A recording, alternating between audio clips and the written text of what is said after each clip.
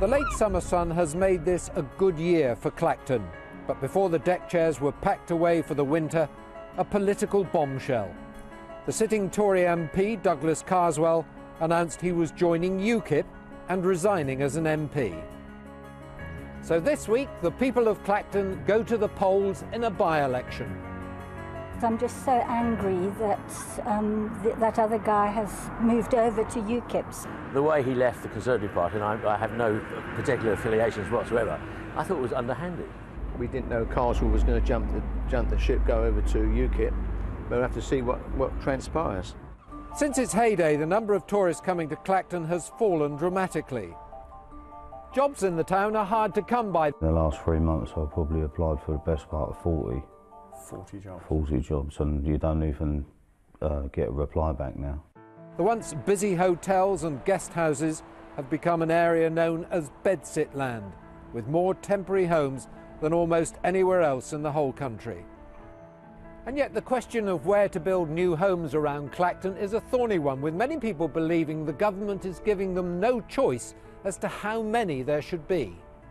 The government who are forcing not just tendering district but all councils within the country to build houses far and beyond what that area thinks they need. This is a constituency of contrasts.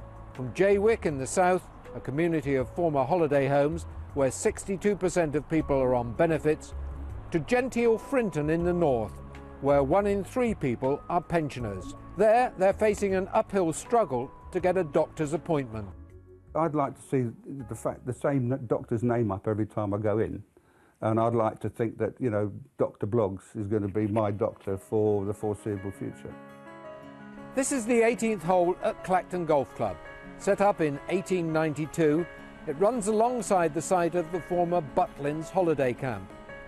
Today, we've transformed the 19th hole, the clubhouse, to give the people of Clacton their say in our Look East special debate.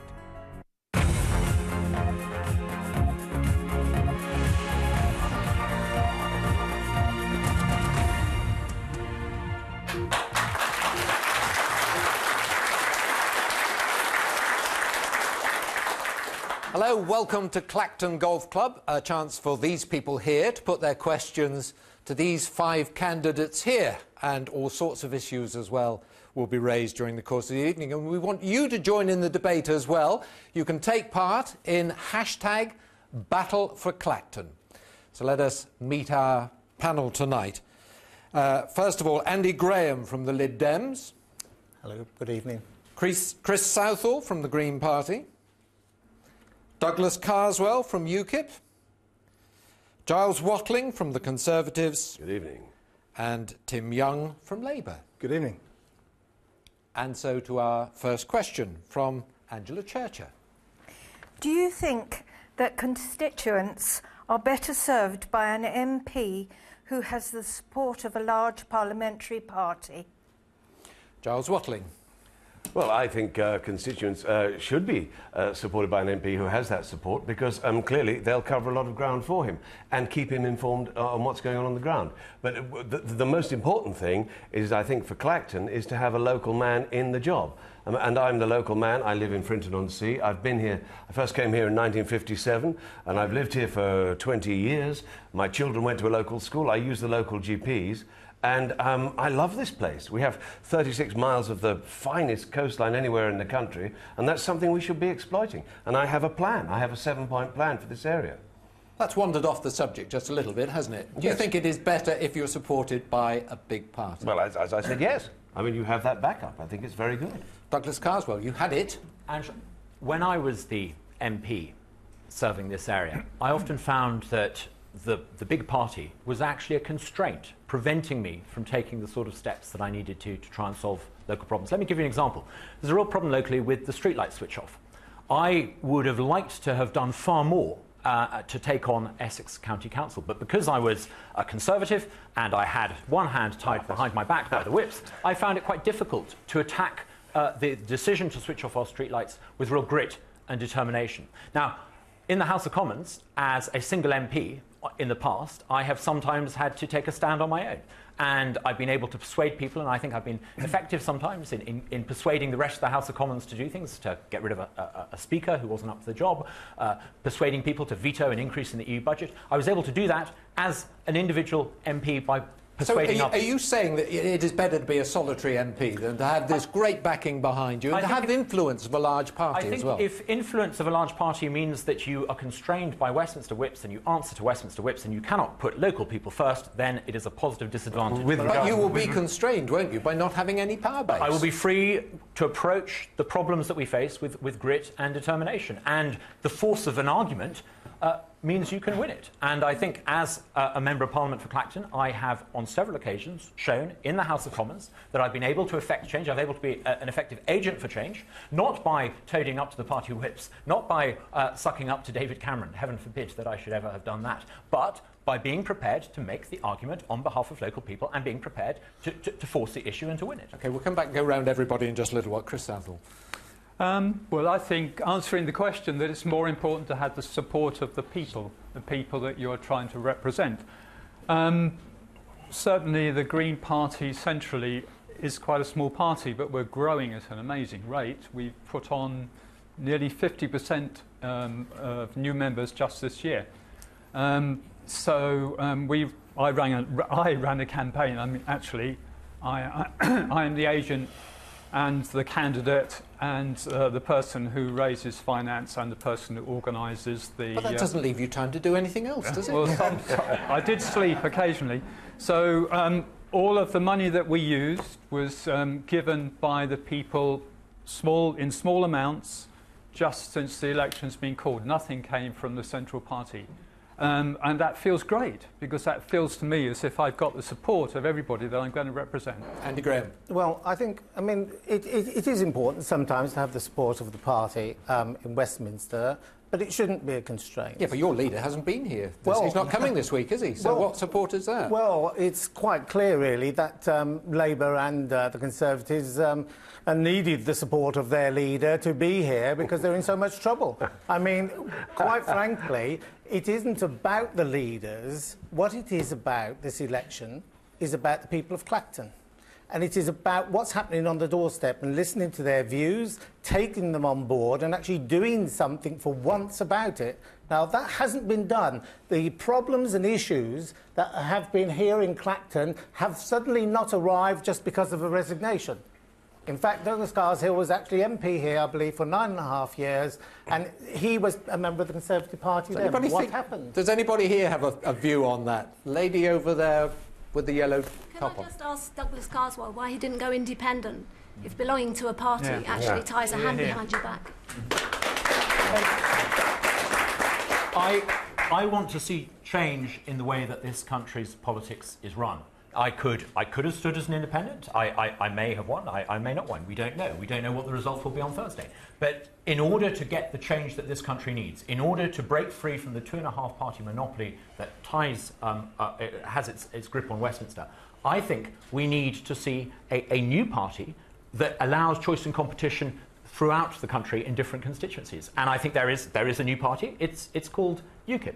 And unlike the 2.5 parties that are controlled by a tiny clique sitting in London, UKIP is a democratic organisation that is run by its members. Douglas. It's full of Tories. Tim Young, come on, you're saying. Well, I think it's great to have the support of party colleagues and councillors because they represent people. The people of Clacton know them and work through them. So I'm very happy to have support of the Labour Party here, and I think that is important.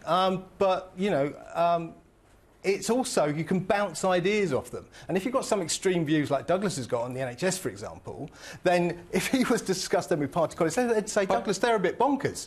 And you can put forward ideas, discuss them with people, come up with something rational that the people of Clacton, I think, will support. Gentleman in the striped shirt in the front row there, yes. Mr. Carswell, if you didn't want to run as an independent, then isn't that more of a national interest and not a local interest? I think we need change in Clacton and we need change in this country. The reason why I think people are disaffected with politics, the reason why 20 years ago 80% of people who would vote in general elections, now it's barely 60, is because people feel that they're not represented by the 2.5 party duopoly.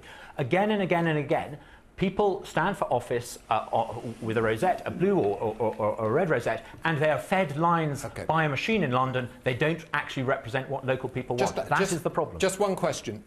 Why didn't you wait until the general election, stand down and look for a seat rather than call a by-election?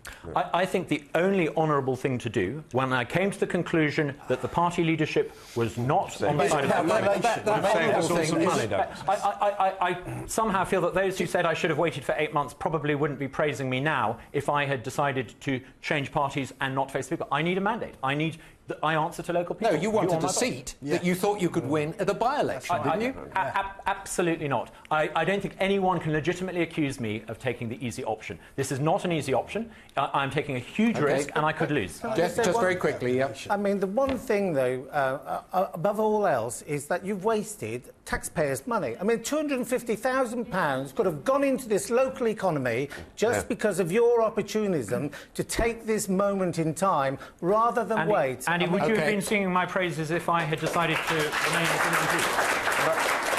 I rather suspect the reason that Douglas didn't go independent but went with UKIP is because he wanted the backing of a party. Simple as that. We need a new party. We need change. Let's move on. Suzanne Glees, next question, please. After David Cameron revealing proposals for GP surgeries to open 7 days a week, 8 to 8, do you support this, and how do you propose to staff surgeries to accommodate these hours, as we are already experiencing massive shortages in Finton and Clacton and the whole of Tendring? Andy Graham. Well, one of the things that really GPs are now suffering from is enormous strain. There have been GPs leaving this area, and I heard one of my colleagues came in and announced yet another GP has actually resigned. Now, there are good GPs here, but they find the stress, the strain is just really driving them to resignation. Now, there needs to be an answer and a solution, and I believe it's a cross-party one. Let's not play party politics with GPs, please. Yeah, you come back on that, yes. What is the stress that GPs are under? I mean, their hours are shorter than they used to be. And, you know, it's not like they're in the front line facing Ebola fever, is it? You know, they stick to surgery hours.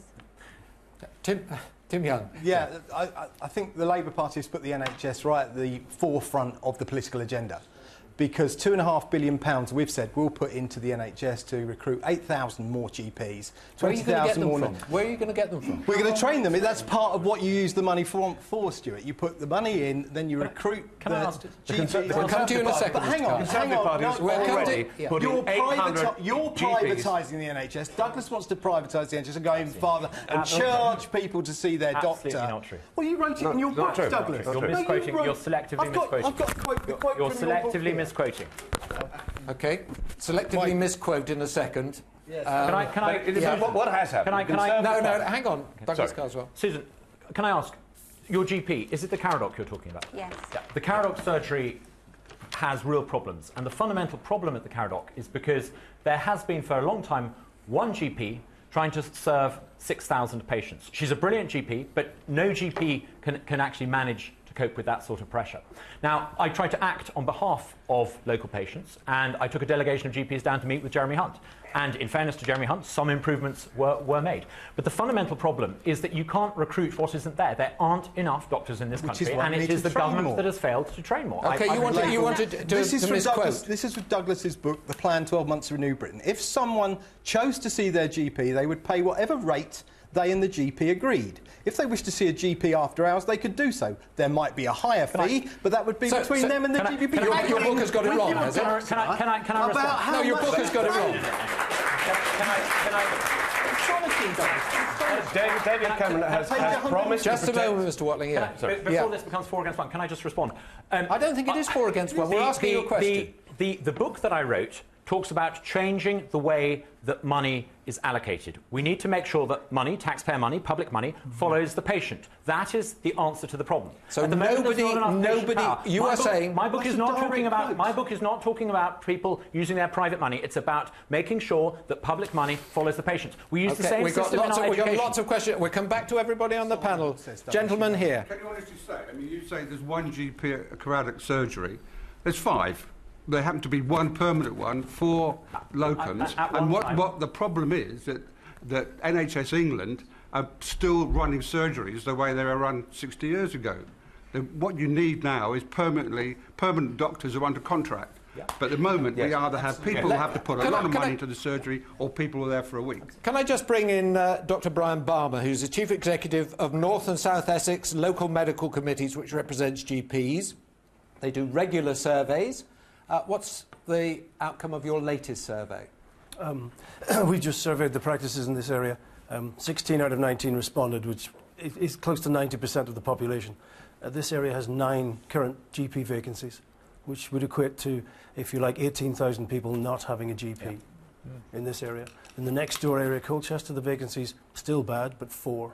So why is there such a shortage here? Did you find that out? There's a number of reasons. One of it is simple geography. This is a great area, but people from outside looking at it say it's the furthest area from London, etc. That's one of the reasons. We're struggling to retain GPs. The demand is such, demand for services is such that even the GPs we are training now, many of them are not choosing to go into full-time practice. Not coming to live here and don't want to be here. That's a problem. Chris Southall, I'll come to you. Yeah. Can I suggest another reason? I think the people of Clacton, when they go to their dentists or their GPs, will often find someone who wasn't born in this country. And that is because we don't have enough GPs that have been trained in this country at the moment. And I believe that it takes quite a long time to train a GP. Now, the publicity that surrounds this area is mostly about anti-immigration. And that is thanks to the UKIP publicity. So if you were a GP from another country, would you want to come and live here? I don't think I would. Well, Giles Watling. The Conservative Party brought 800 doctors into the east of England during the life of this Parliament. Now, I see it as my duty as a local man, and the Caradoc surgery is my surgery, and I would like to see the same doctor every time I go back, particularly if I would become unfortunate enough to have some chronic illness and I need to see the same person. I see it as my duty to fight for one of those GPs to come into my surgery, and I want... I'm doing this. £3 billion on a top-down reorganisation of David Cameron that was totally unnecessary. David Cameron that £3 billion could have been put into GPs. Can I just say to both of you, nobody can hear what you're saying, so finish what you're saying and then come in with your David point. Cameron protected the NHS over the last 5 years, and he guarantees to do it over the next 5 years. That's what he said, and that's what he will do. We've got, as I say, 800 more, and we've just got to fight locally to get them into our surgeries so that we see the same man again and again, or woman. The gentleman in the front row here with a question. I'd like to ask, particularly the Conservative candidate, if Mr Cameron is such a defender of the NHS, why has it been recently announced that they plan to privatise back-office health services in Clacton, leading to the possible loss of 50 jobs and a worse service for the public? It's all to do with efficiencies. There have been difficult decisions that have had to be made, and we need to keep the front-line thing going as best we can.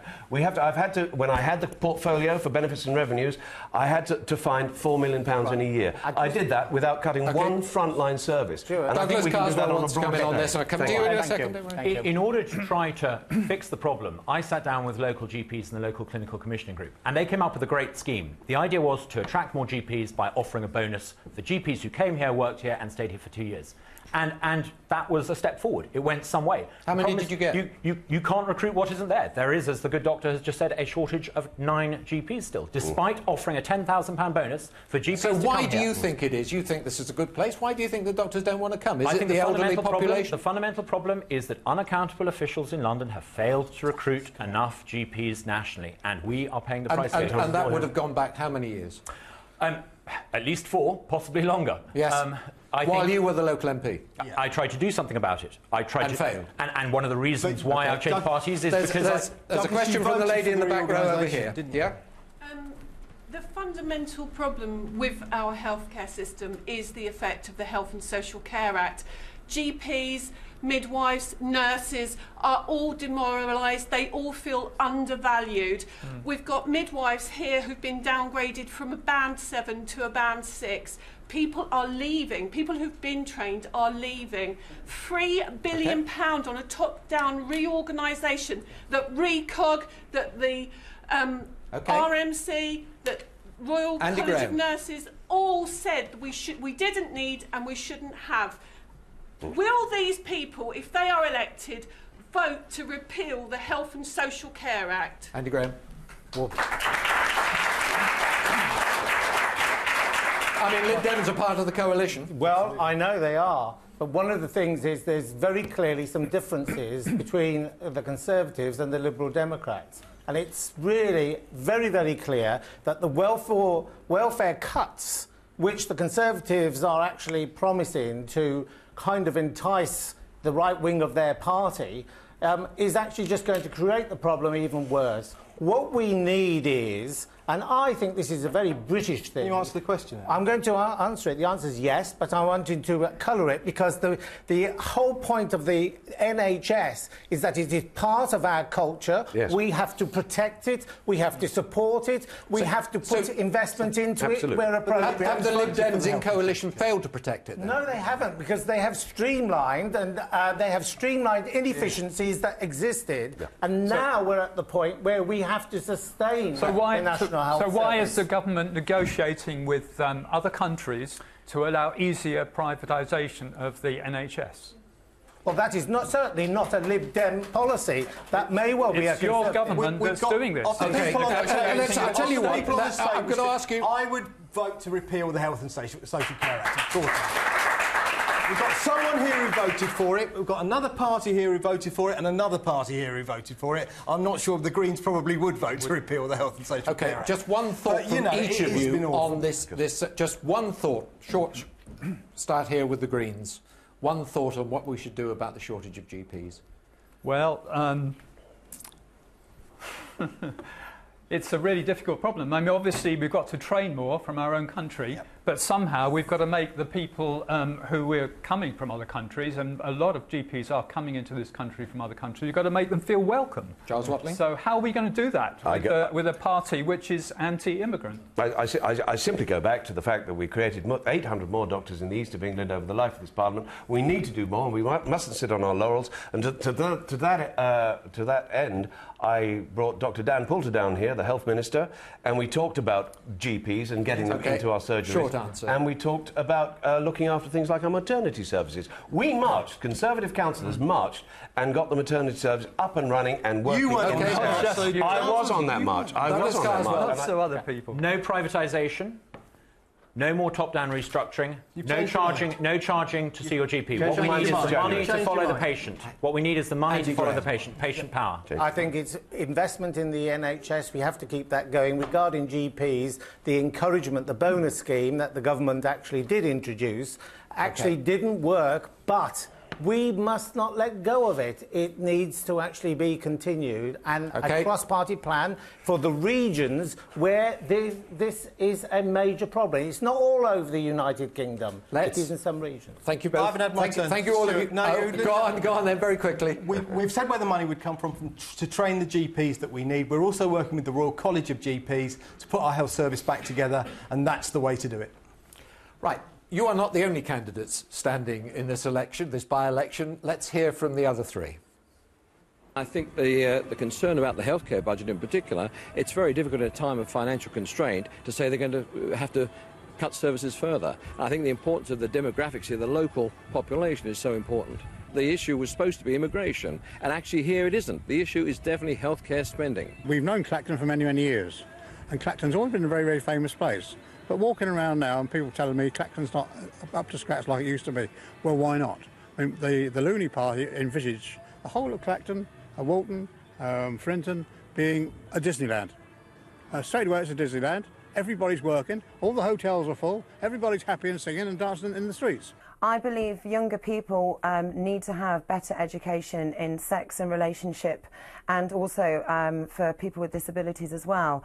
One of the key issues when it comes to sex and relationship education is it's a double-edged sword, unfortunately, because people don't want to be talking too much about it in case they think that they're pushing children towards that.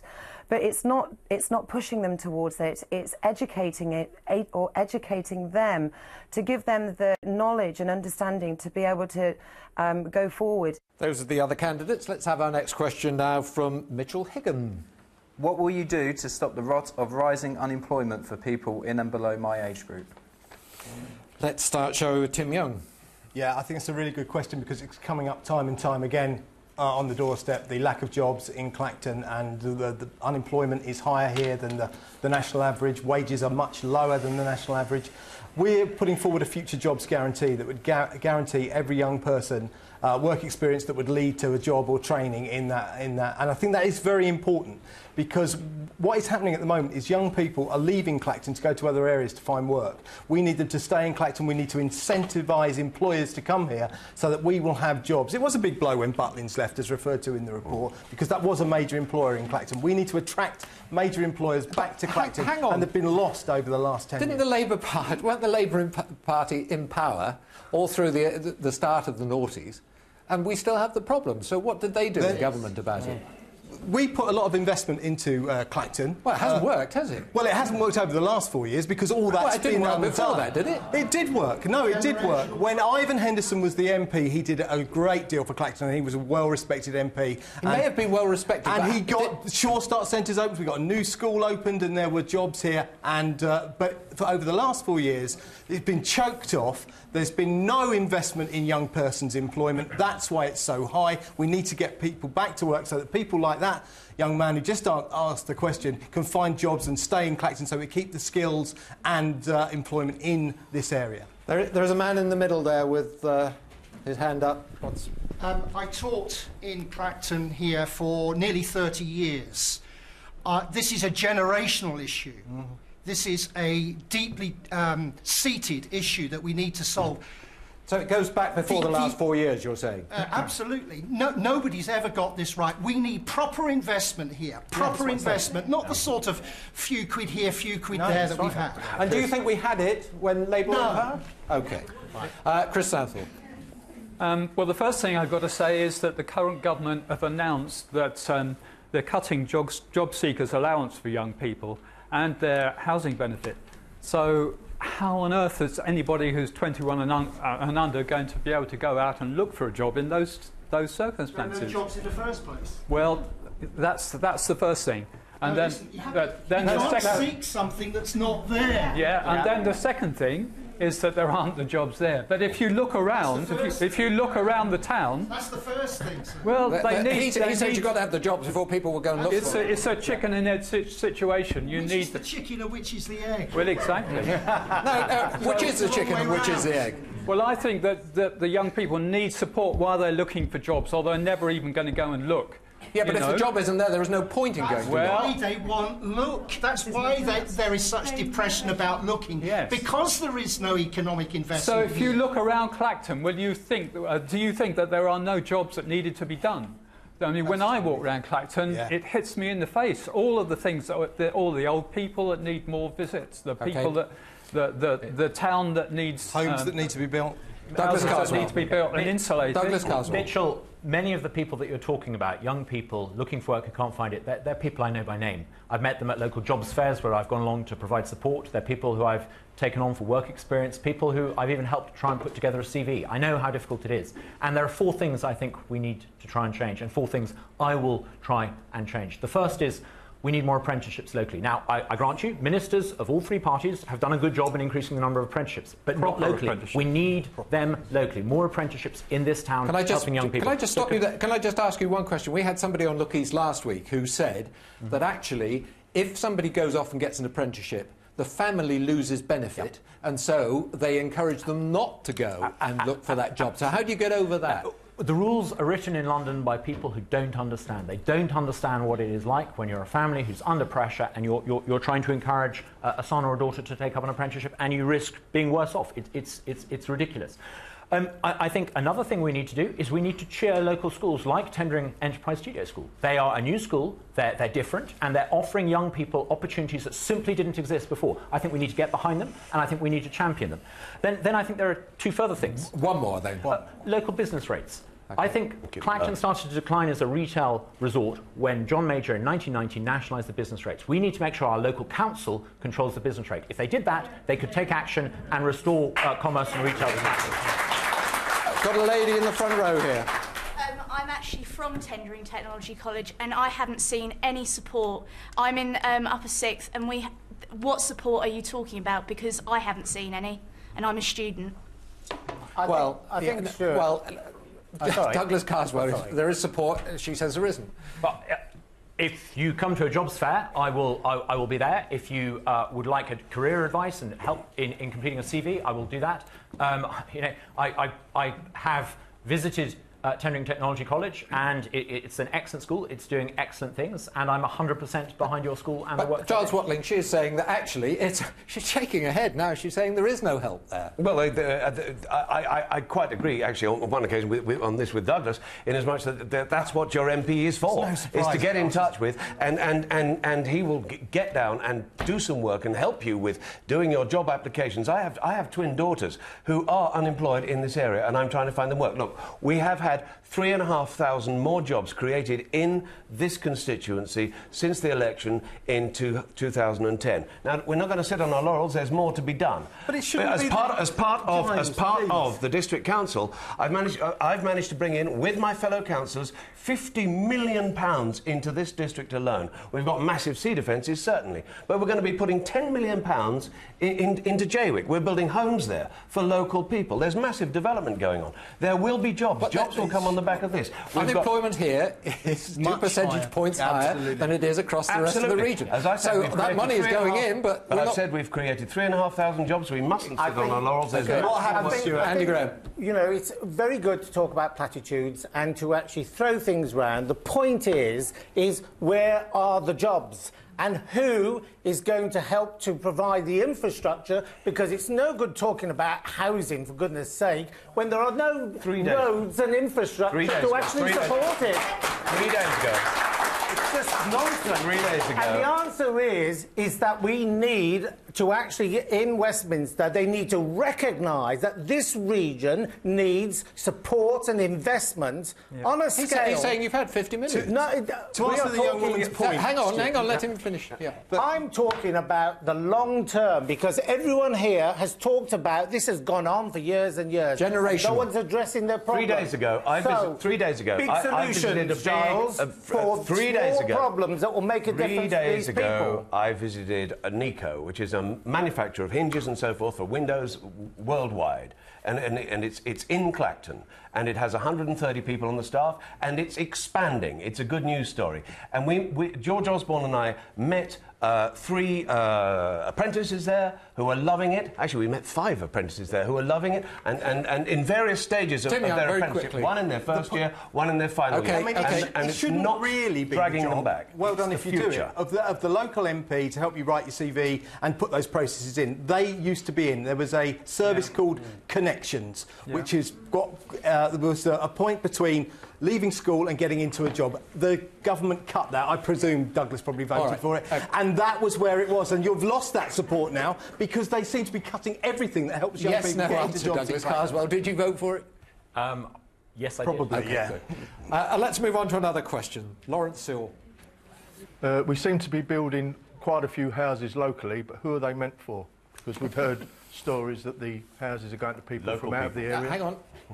Douglas Carswell. It's a difficult balancing act between the need for more houses, which we need, and respecting the views of local residents who don't want overdevelopment.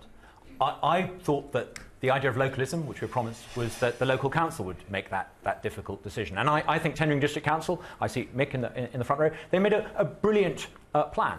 that would balance those two interests. And I supported it, and there was cross-party support from it. Unfortunately, a government official 2 months ago announced that we're going to have an extra 12,000 new homes. That's hundreds of new houses for Wheelie, hundreds of new houses for St Asaph, hundreds of new houses in Walton. I think that's wrong. I think it should be a local decision made by the local district council. Now, those 12,000 new houses are not going to be for local people. It is to accommodate London overspill. That is the problem. They are going to be for local people. All right, I'll tell you what, let's bring in Mike Page, who's the leader of Tendring Council. Are they going to be for local people? Yes, they are. They are going to be for local people. What we first of all tried to do, we tried to put 6% across the whole of the district. What we realised from doing that, and we went to the inspector, and the inspector said to us, because of the way you're doing it, you're not actually putting the infrastructure in. You know, we need the schools putting in, we're making sure that they're there, the jobs are put in and everything else. So we had to change it when they give us the figure now, which is 12,000 homes across the district. Do you know how many homes you build every year in this? We roughly build now 250. 150. 250. Do you know how long it would take you to build 12,000 houses? We're going to have to build 600 homes a year. At that rate, it would take you 48 years. Yeah, but it's a 15-year plan, don't forget. Okay. What we're doing now, So it's not just a 5-year plan, it's a 15-year plan. How many of them are affordable homes? Okay. I mean, it's all very well you taking your orders from the planning inspector, but what about the voters who voted in order that there should be some respect for yeah, but those coming back to you, overdevelopment? Douglas, you know that we go out to consultation now. And you ignored what people said. I mean, local people did not Tim Young, build 12,000 new houses. Let me bring in Tim Young. Well, they did not want 12,000 more homes. You've been representing us, and you have let us down, really. Well, I think we were going to have localism. I thought we were going to allow local people and locally elected councillors to decide these things, rather than a remote planning inspector. OK, Tim Young. I'm chair of a local housing association, so I know how important the need for housing is. It would be local homes for local families, because what the people are saying to me is we need, where are our kids going to live? Where are our grandchildren going to live? And that's why we need the homes in Tendring. It needs to be properly planned, it needs to be properly consulted upon, and that's what local councils should do. But Tendring's original plan just didn't work out at all. It wasn't sound, nobody was ever going to agree with it. And apart from the voters. No, they didn't agree with it, Douglas, because they're the same people who are saying, where are my children and where are my grandchildren going to live? And you can't have it both ways. And if you build more affordable homes, that's jobs in the construction industry and the related industry, so you get... It's a virtuous circle. You've got high unemployment, you've got queues to go and see a doctor, you've got lower than average wages. Why do you think that people are going to want to come and live here? You don't think house building addresses all that? Because I do, and affordable homes for local people is what the people of Clacton need. Okay. And I grew up here. I was the only one on this panel born We've got here. a Labour Conservative... And that's what we need for Clacton. I agree absolutely with Tim on this. Douglas is doing typical UKIP scare tactics, saying we're going to be importing these people. No, absolutely not. I've been on this council since 2007, and we want to take control of this house building. Yes, we're going to have 12,000 more homes, and yes, we need them. There are homeless people who need this, people who need these homes. And one of the big projects, as I've mentioned before, is that's the point. You bring the infrastructure with you. We go back to my plan on creating jobs. Mr. Watling, if you can't bring the jobs here at the moment, exactly. Oh, right. Well, you keep business rates low. 12,000 extra homes because the government planning inspector says we have to have them. Where's the local democracy? Listen, we live in one of the most beautiful spots in Essex. We've got this 36 miles of gorgeous coastline. Andy Graham. Let's bring in Andy Graham. We need to bring people here to exploit our tourism. Right, Andy Graham. But there's one thing that we do have to recognise, and I think everyone around here would affordable housing.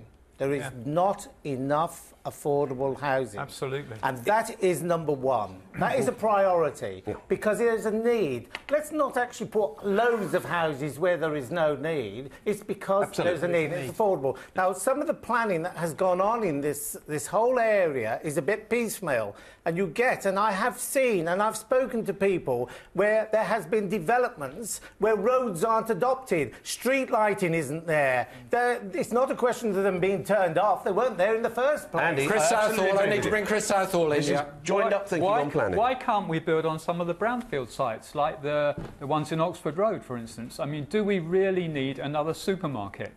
The Co-op site, which is a big site, is earmarked for another supermarket. Heaven knows we've got enough.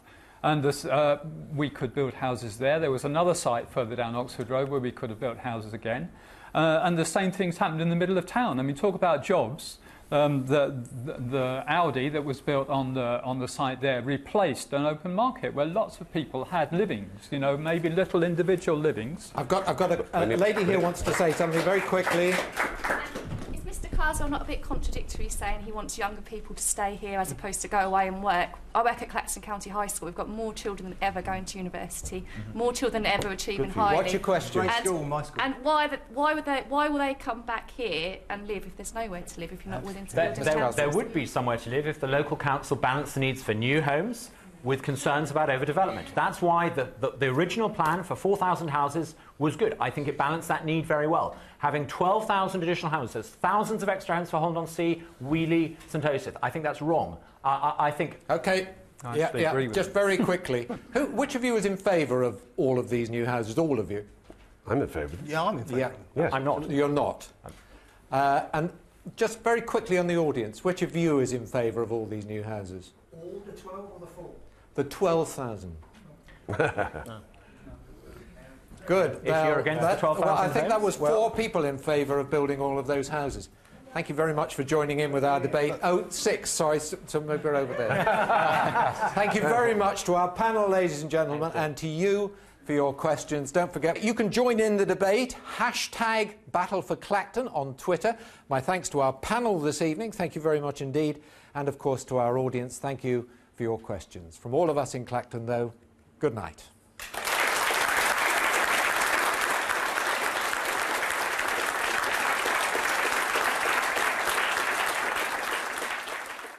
It was interesting to see the candidates and hear them face to face, giving their opinions on issues. I thought they were a bit rowdy at times, but that's to be expected.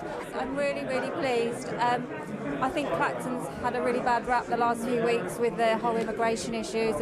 Everything that's going on is to do with immigration, and it was nice that that wasn't the focus.